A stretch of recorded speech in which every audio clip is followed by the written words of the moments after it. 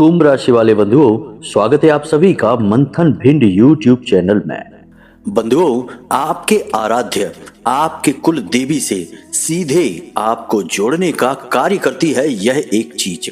आपके कुल देवी या देवता की या आपके आराध्य की सीधी कृपा आपको दिलवाती है यह एक छोटी सी चीज। इस एक चीज को बस आपको सोते समय अपनी तकिए के नीचे रखकर सोना है। उसके बाद स्वयं देवी देवता आपसे संपर्क करेंगे, सपने के माध्यम से आपको दर्शन देंगे और आपकी हर एक मनोकामना को खुद आगे बढ़कर पूरी करेंगे। यह एक चीज इतनी चमत्कारी है कि इसके बारे में वेदों में, पुराणों में खुलकर चर्चा मिलती है। प्राचीन काल में इस एक चीज का प्रयोग ऋषि मुनि अपने लिए किया करते थे ताकि वे दिव्य शक्तियों से सीधे जुड़ सकें, उनका आशीर्वाद प्राप्त कर सकें और अपनी तपस्या को सिद्ध करके मनवांछित वरदान भगवान से, ईश्वर से प्राप्त कर सकें। समय के साथ साथ जब माहौल बदला, वातावरण बदला, तो लोग इस एक चीज के विषय में सब कुछ भूल गए।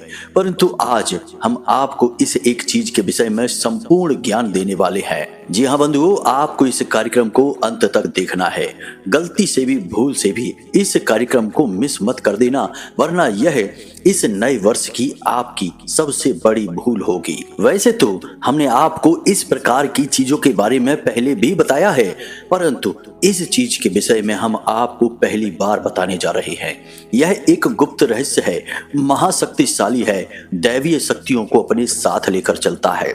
बस जरूरत है तो सही विधि विधान और नियम के साथ इस एक चीज का प्रयोग करना। जब आप इसे प्रयोग करना सीख जाएंगे, जो कि हम आपको अच्छी तरह से सिखाने वाले हैं, तो आप खुद दिव्य शक्तियों के सीधे संपर्क में आ जाएंगे। फिर आपकी जो भी परेशानियां हैं, इच्छाएं हैं, उन्हें आप सीधे अपने देवताओं को बता सकते हैं और देवता आपका मार्गदर्शन करेंगे, आपको गलतियां करने से बचाएंगे और आपको एक ऐसे रास्ते पर लेकर जाएंगे जहां केवल और केवल खुशियां हैं, कामयाबी है और स्वर्ग के समान सुंदर जीवन है। ना केवल यह जीवन, बल्कि मृत्यु के बाद भी देवता आपका साथ नहीं छोड़ेंगे, क्योंकि इंसान इस संसार को छोड़कर जा सकता है, भौतिक दुनिया को और देह को त्याग सकता है, परंतु साधनाएं, पूजा पाठ और भक्ति जन्म जन्मांतर तक उसके साथ ही रहती है। तो यह एक चीज बहुत शक्तिशाली है। इसके विषय में आपको जानना बेहद आवश्यक है, क्योंकि आपने अपने जीवन में बहुत कष्ट देखे हैं। पिछला पूरा साल आपका संघर्ष में बीता है। आपने बहुत उम्मीदें लगाई थी समय के साथ, लेकिन आपकी मेहनत सफल नहीं हुई।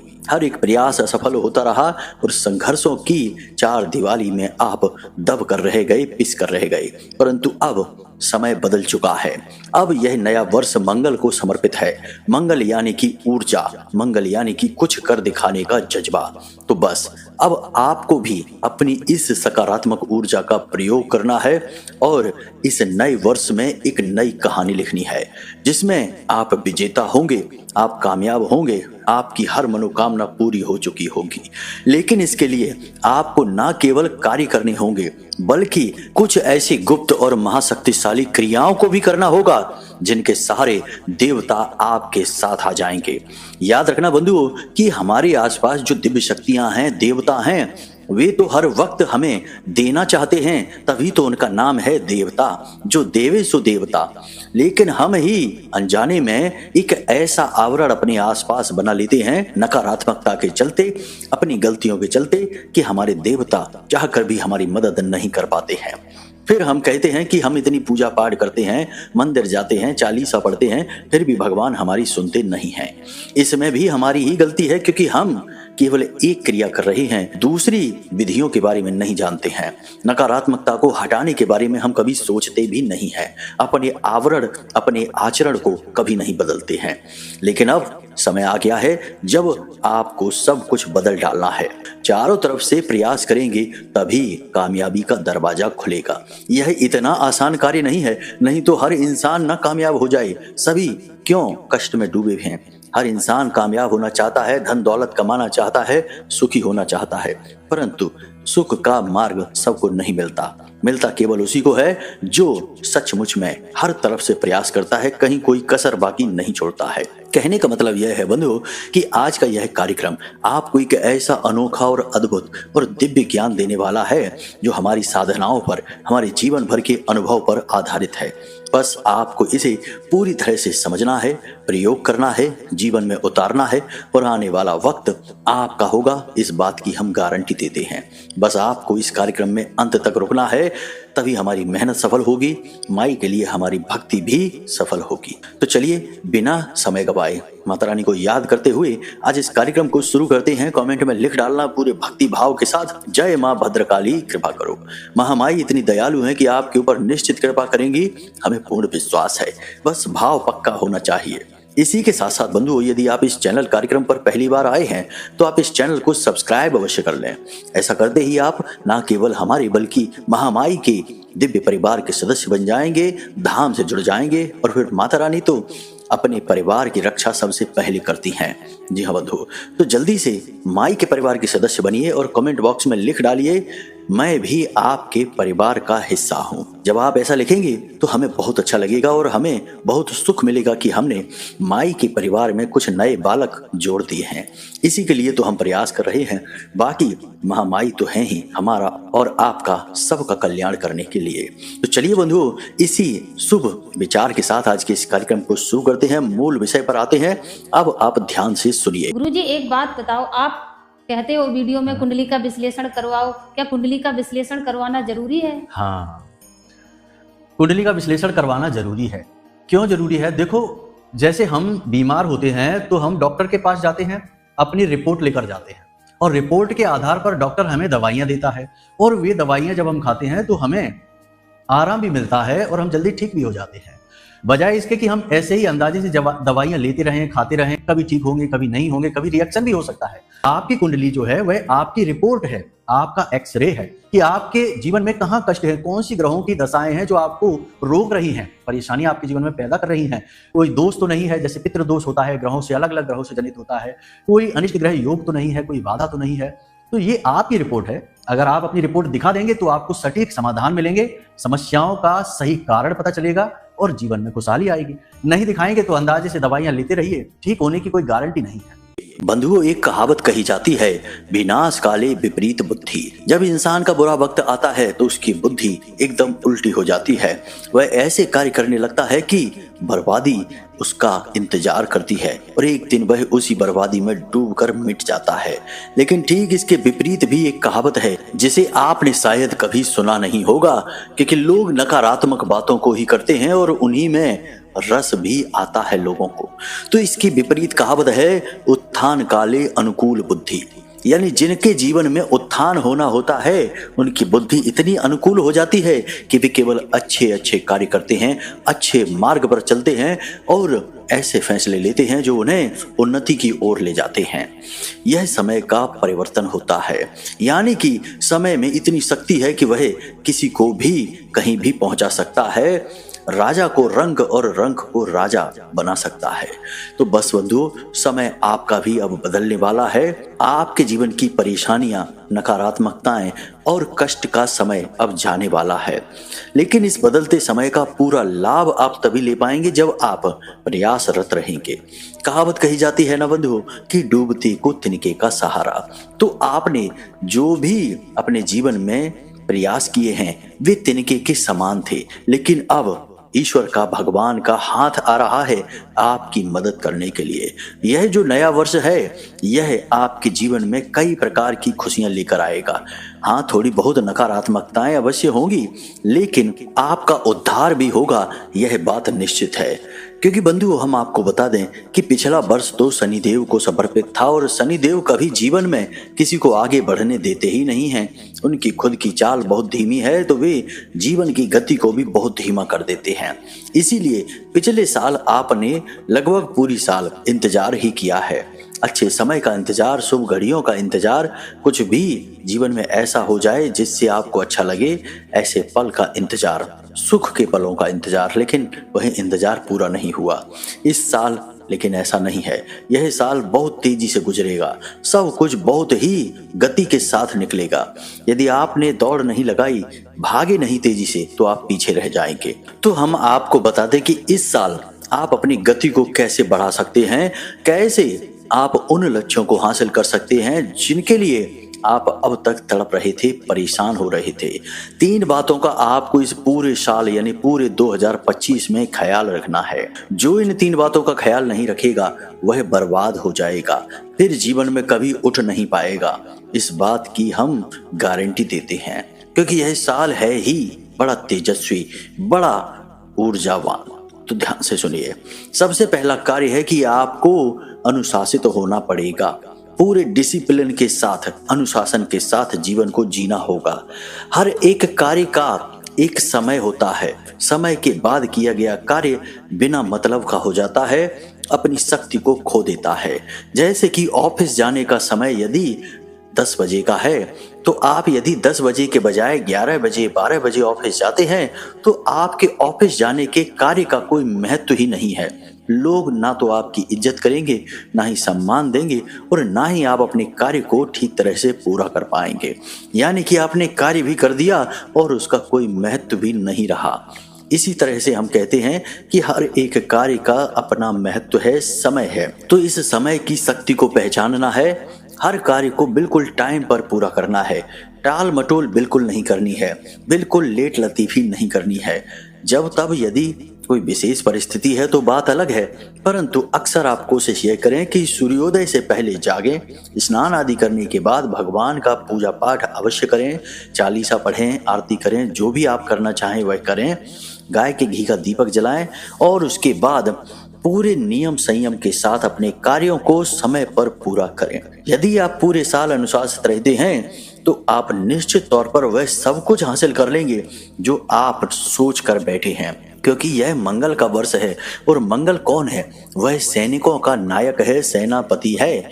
अनुशासन तो उसकी रग रग में है, तो अनुशासन में आपको भी रहना होगा। दूसरा नियम यह है कि इस पूरे वर्ष आपको अपनी वाणी पर, अपने मन पर नियंत्रण रखना होगा। जी हाँ बंधुओं, कहने का मतलब यह है कि आप उल्टा सीधा कुछ भी खाएंगे नहीं, उल्टा सीधा कहीं घूमेंगे नहीं, समय बर्बाद नहीं करेंगे, उल्टा सीधा खाकर अपनी सेहत बर्बाद नहीं करेंगे, और सबसे महत्वपूर्ण कि उल्टा सीधा किसी से कुछ भी बोलेंगे नहीं।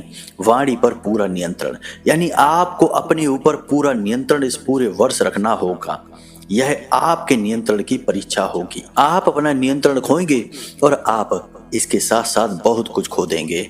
आपकी सेहत भी जाएगी और मान सम्मान तो जाएगा ही जाएगा।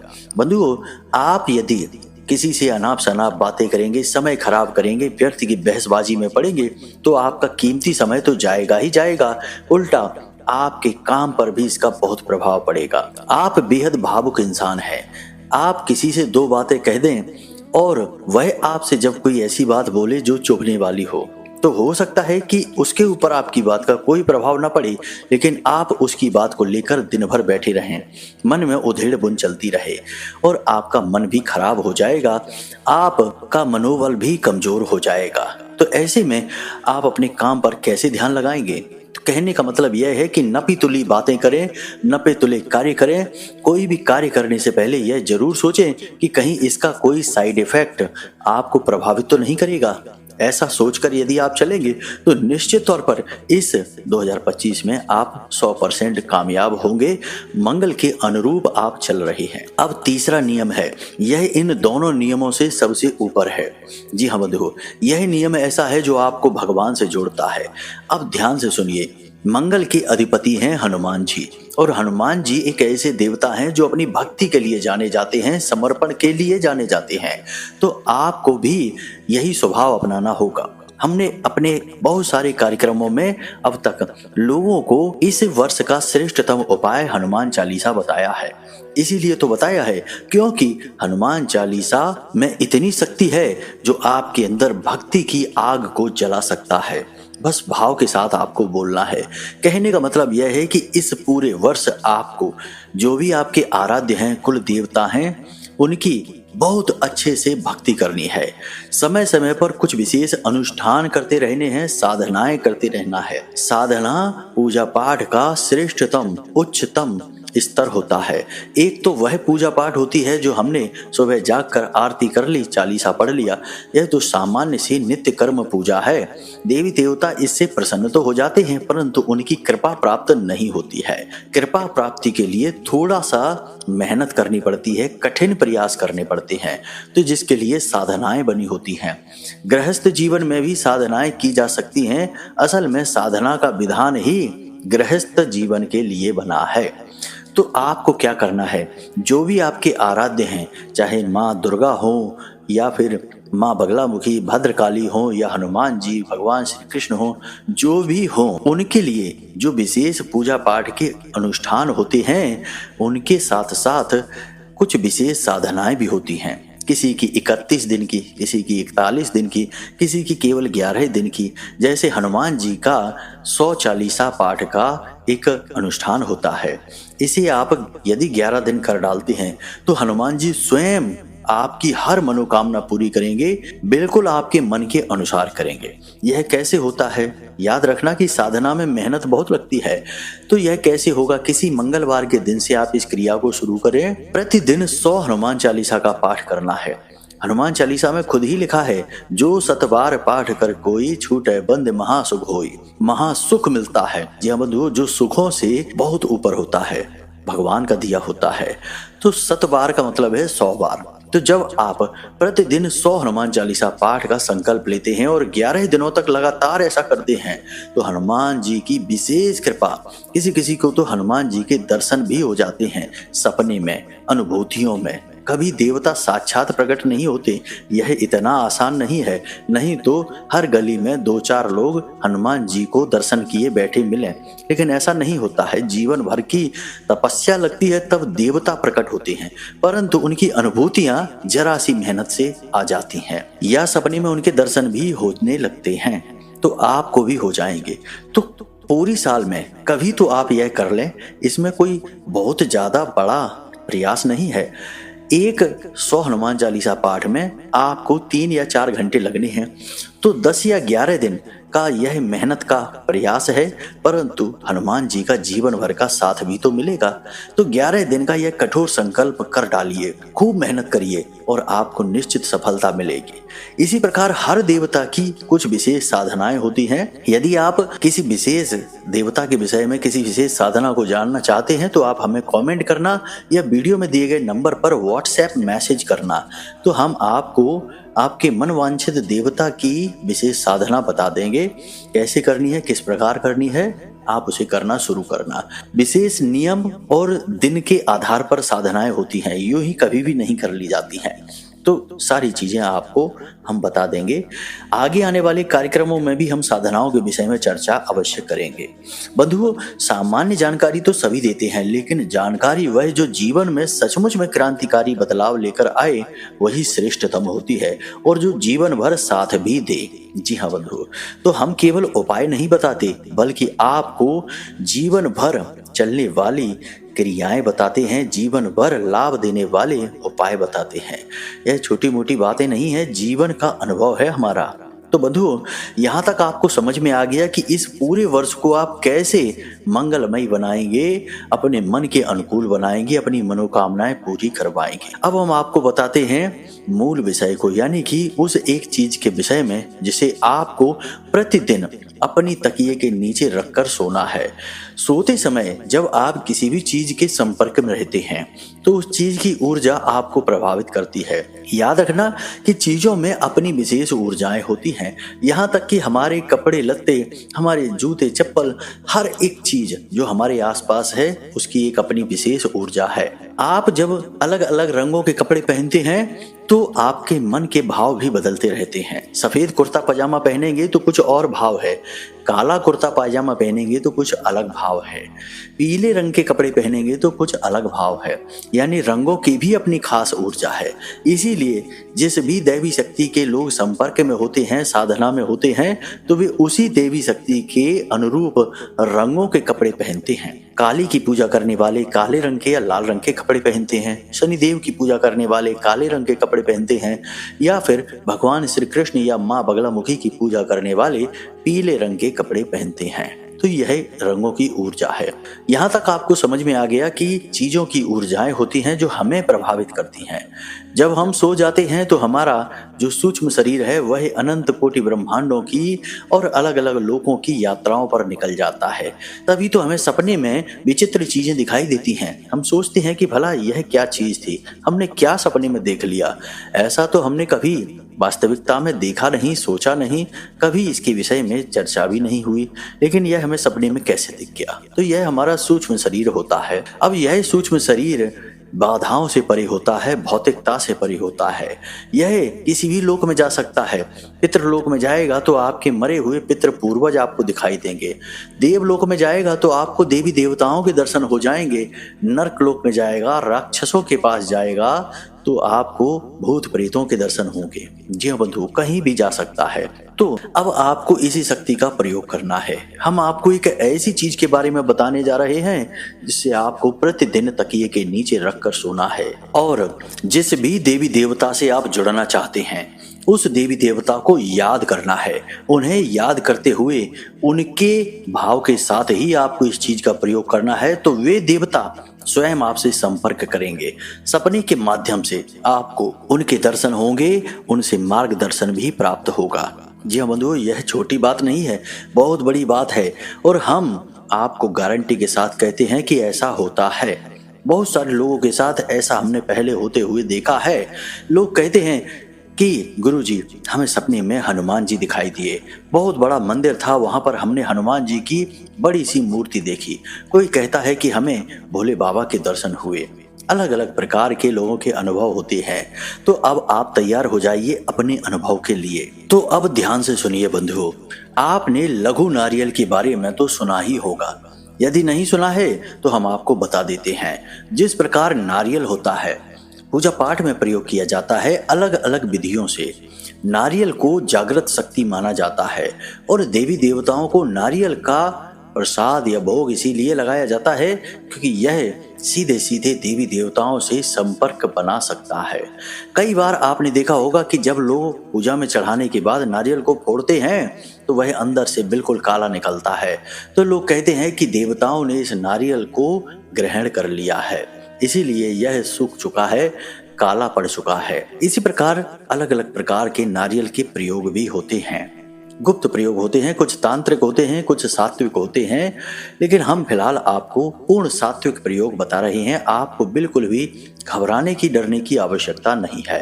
ध्यान से सुनिए। लघु नारियल नारियल का ही एक छोटा रूप होता है, लेकिन नारियल से कहीं ज्यादा शक्तिशाली होता है। इसे बीज नारियल भी कहते हैं और सूक्ष्म नारियल के नाम से भी जाना जाता है। लेकिन लघु नारियल आज के समय का नाम है, इसलिए आप इसे आसानी से ढूंढ पाएंगे। तो आपको बाजार से 2 लघु नारियल लेकर आने हैं। लघु नारियल की खासियत यह होती है कि इसे हमेशा जोड़ी में ही खरीदा जाता है, अकेला नहीं। तो 2 लघु नारियल आपको लेकर आने हैं। दोनों लघु नारियल को गंगा जल छिड़क कर शुद्ध कर लेना है और पवित्रता के साथ इन्हें अपने पूजा घर में रख देना है, लाल कपड़े में लपेटकर। अब यह क्रिया आपको करनी है शनिवार के दिन। किसी भी शनिवार के दिन आप इस क्रिया को करेंगे। आपके मन वांछित देवी देवता को भाव में रखते हुए, मन में रखते हुए, जैसे आप हनुमान जी के दर्शन करना चाहते हैं, उनसे जुड़ना चाहते हैं, उनकी भक्ति करते हैं, तो हनुमान जी के लिए मन में भाव रखें। यदि आप माँ भद्रकाली की पूजा करते हैं, उनके भक्ति के शरण में हैं, उनके साये में हैं, तो उनको याद रखें। इसी भाव के साथ आप इस नारियल को लेकर आएंगे, अपने पूजा घर में रखेंगे। शनिवार के दिन ही इस क्रिया को किया जा सकता है, इसे याद रखें, रात्रि के समय। तो अब आपको स्नान आदि करने के बाद रात्रि के समय अपने पूजा घर में जाना है। बहुत ही सरल क्रिया है, कुछ खास नहीं है, परंतु इसका प्रभाव बहुत बड़ा है। लाल रंग का आपको कोरा कपड़ा चाहिए और लाल धागा, जिसे हम कलावा या रोली भी कहते हैं, इसका प्रयोग आपको करना है। तो आपको अपने पूजा घर में जाना है। स्नान आदि करने के बाद एक चौकी बिछानी है, उस चौकी के ऊपर लाल कपड़ा रखना है और उस लाल कपड़े में आपको ये दोनों नारियल, जी हाँ बंधुओं, इन दोनों नारियल पर आपको वह लाल धागा जिसे कलावा कहते हैं उसे लपेट देना है। हर नारियल पर 7 बार लपेटना है। ये जोड़ी है नारियलों की और इस जोड़ी के ऊपर आप इस धागे को लपेटने के बाद आप लाल रंग का सिंदूर लगाएंगे, इन नारियल का पूजन करेंगे और इन नारियल को उसी दिव्य शक्ति का स्वरूप प्रतीक मानकर ही पूजन करेंगे और इसके बाद गाय के घी का दीपक जलाकर पंचोपचार से इसकी पूजा करेंगे। याद रखना, किसी फोटो या तस्वीर की आवश्यकता नहीं है क्योंकि यहाँ नारियल ही उस दिव्य शक्ति का स्वरूप बनेंगे।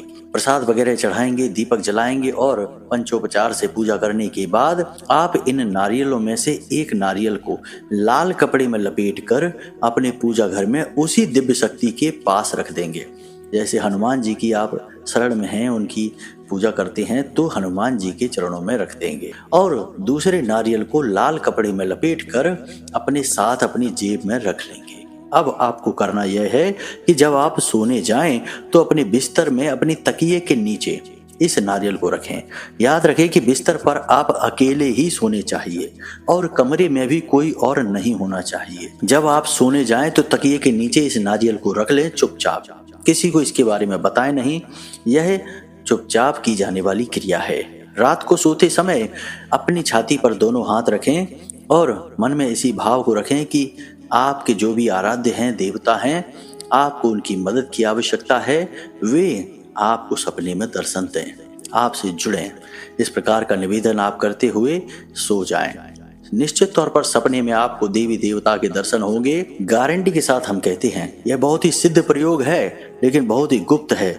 इसके बारे में लोग जानते नहीं हैं। जो जानते हैं वे इसका प्रयोग कर लेते हैं। सुबह के समय जब आप सोकर जागें तो नारियल को वहीं रखा छोड़ें। स्नान आदि करने के बाद पवित्रता के साथ उस नारियल को वहां से उठाएं और अपने पूजा घर में उसी देवता के चरणों के नीचे रख दें। यदि आपको देवता का आभास होता है, स्वप्न दिखता है तो उसे धन्यवाद अवश्य दें। यदि नहीं होता है तो उससे सुबह निवेदन करें कि हे प्रभु, हे महामाई, हे देवता, हम आपकी शरण में हैं, आप हमें दर्शन देकर हमारा उद्धार करिए, हमें आपकी बहुत आवश्यकता है। इस प्रकार निवेदन करिए।